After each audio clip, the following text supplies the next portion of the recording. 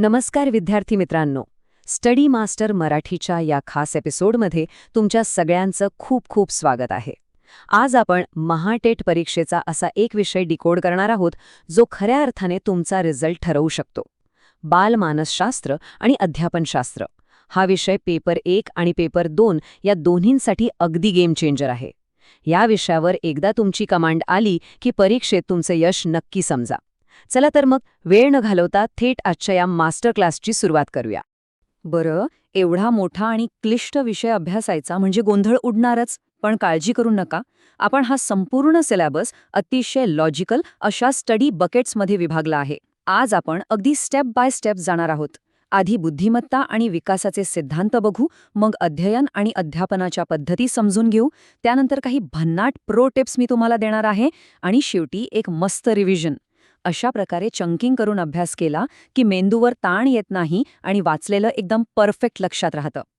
चला तर मग थेट आपल्या पहिल्या थीमकडे वळूया. थीम 1, बुद्धिमत्ता आणि विकासाचे सिद्धांत. इथूनच खऱ्या अर्थाने मार्कांची सुरुवात होते. ह्या भागात शास्त्रज्ञ आणि त्यांचे सिद्धांत यांच्या अचूक जोड्या लक्षात ठेवणं हीच यशाची गुरुकिल्ली आहे. आता हा तक्ता जरा लक्ष देऊन बघा. इथं काही अशी नावं आहेत जी तुम्हाला परीक्षेत नक्की दिसतील. विशेषतः अल्फ्रेड बिने. 1905 मध्ये त्यांनी पहिली यशस्वी बुद्धिमापन चाचणी तयार केली होती. म्हणूनच तर आपण त्यांना बुद्धिमापन चाचणीचे जनक म्हणतो. आणि जे.पी. गिल्फ्रेड आठवतात का? त्यांची बुद्धिमत्तेची संरचना, ज्यामध्ये त्यांनी चक्क 180 घटक आणि आशय, क्रिया, उत्पादित असे 3 मुख्य आयाम सांगितले आहेत. हे तर वारंवार विचारलं जातं. या व्यतिरिक्त हॉवर्ड गार्डनर यांची बहुविध बुद्धिमत्ता, डेव्हिड वेक्सलर यांच्या प्रौढ आणि मुलांसाठीच्या वेगळ्याच चाचण्या आणि रेमंड कॅटल यांचा प्रवाही आणि स्फटिक बुद्धिमत्तेचा सिद्धांत, हे सगळे मुद्दे परीक्षेसाठी अगदी VIP आहेत बरं का.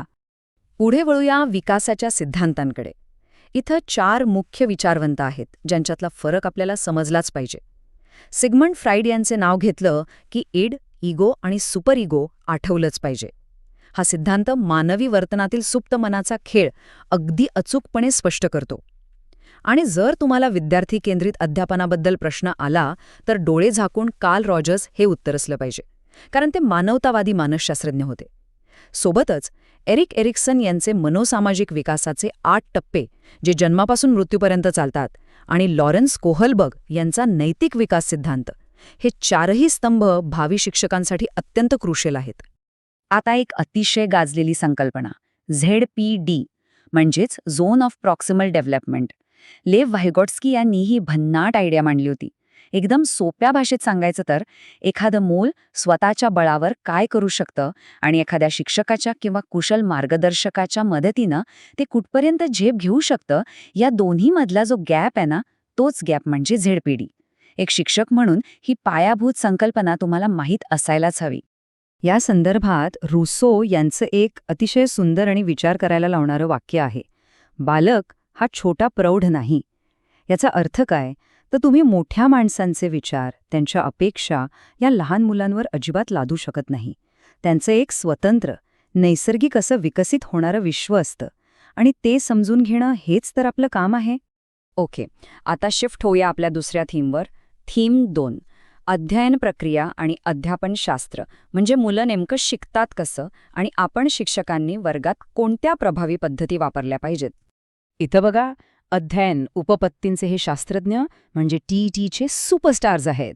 BF स्किनर यांनी त्यांच्या साधक अभिसंधानमध्ये काय सांगितलं तर त्यांनी बक्षीस आणि प्रबलन म्हणजेच रिइन्फोर्समेंटवर सर्वाधिक भर दिलाय. आणि अल्बर्ट बांदुरांचा तो प्रसिद्ध बोबो डॉल प्रयोग तुम्हाला आठवत असेलच. मुलं नेहमी मोठ्यांचं निरीक्षण करतात आणि तसंच अनुकरण करतात, हे त्यांनी अगदी सिद्ध करून दाखवलं. याशिवाय कर्ट लेविन यांची क्षेत्रीय उपपत्ती, ज्यांना आपण सामाजिक मानसशास्त्राचे जनक म्हणतो, आणि एडवर्ड टोलमन यांचा चिन्ह अध्ययन आणि बोधात्मक नकाशा, हे सगळे घटक शिक्षणातील अत्यंत मोलाचे दुवे आहेत. आता EL थॉर्नडाईकची प्रयत्न आणि प्रमाद पद्धती बघूया. मित्रांनो, अध्ययनाचे हे 3 अतिशय महत्त्वाचे नियम आहेत आणि ते तुम्हाला याच क्रमाने पाठ करायचे आहेत बरं का. पहिला आहे सज्जतेचा नियम, म्हणजे शिकण्याची मानसिक तयारी. दुसरा सरावाचा नियम आणि तिसरा परिणामाचा नियम. एखादी गोष्ट शिकायला आपण तयार होतो, मग सराव करतो आणि त्याच्या परिणामातून ती गोष्ट आपल्या कायमची लक्षात राहते. हा सिक्वेन्स अजिबात विसरायचा नाही. अध्ययनावर मुख्यत्वे 2 गोष्टींचा प्रभाव पडतो. एक म्हणजे शारीरिक घटक, जे शरीराशी संबंधित असतात, जसं की थकवा.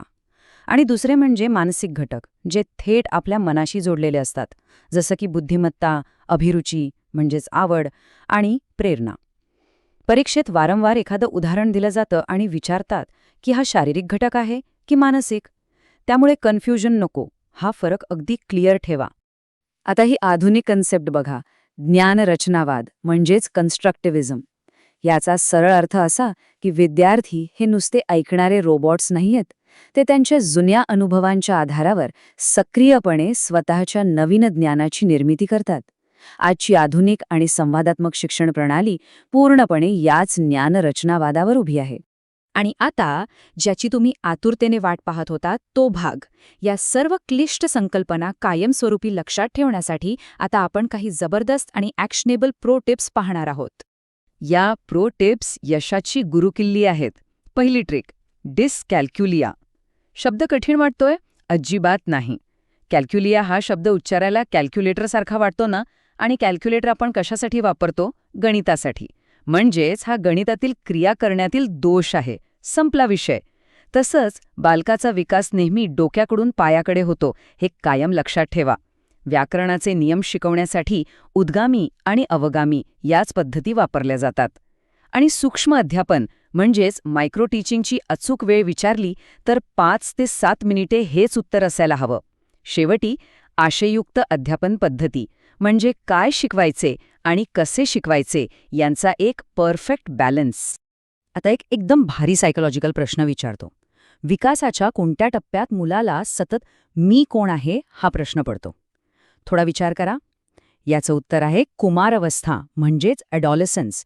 या काळात मुलांची स्वप्रतिमा डेव्हलप होण्याचं प्रमाण एकदम शिखरावर असतं. म्हणूनच स्वतःला शोधण्याची ही धडपड सुरू असते. आता स्क्रीनवर हा जो 8 आकडा दिसतोय ना, तो खूप महत्वाचा आहे. रॉबर्ट गॅने यांनी त्यांच्या अध्ययन श्रेणीत एकूण 8 स्तर सांगितले आहेत, जे सोप्याकडून कठीणाकडे जातात. परीक्षेसाठी तुम्हाला एवढंच लक्षात ठेवायचं आहे की यातला पहिला आणि एकदम बेसिक स्तर म्हणजे संकेत अध्ययन, आणि सगळ्यात वरचा म्हणजेच 8वा स्तर म्हणजे समस्या निराकरण. हे 2 पॉइंट्स हमखास मार्क मिळवून देतील. चला, आपण एकदम शेवटाकडे आलो आहोत. सारांश आणि पुढील वाटचाल. आज तुम्ही एकाच बैठकीत परीक्षेच्या दृष्टीने अत्यंत हाय यील्ड आणि महत्त्वाचा डेटा कव्हर केलाय. त्याबद्दल तुमचं खरंच कौतुक. आजच्या मास्टर क्लासचा असा झटपट रिव्ह्यू घेऊया.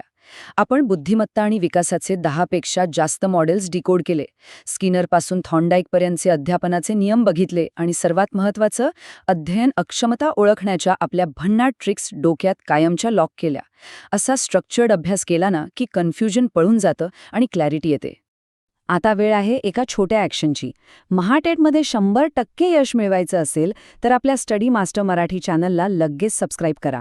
आणि जाता जाता एक खूप महत्त्वाचा विचार देतो. मानसशास्त्रात समायोजन म्हणजेच ॲडजस्टमेंटचा अर्थ फक्त तडजोड करणं असा होत नाही, तर परीक्षेच्या या ताणतणावात सुद्धा पॉझिटिव्ह राहून यशाकडे वाटचाल करणं हे खरं समायोजन. तर मग तुम्ही योग्य समायोजन करत आहात ना? विचार नक्की करा. जोरदार तयारी करत रहा आणि शिकत रहा. धन्यवाद.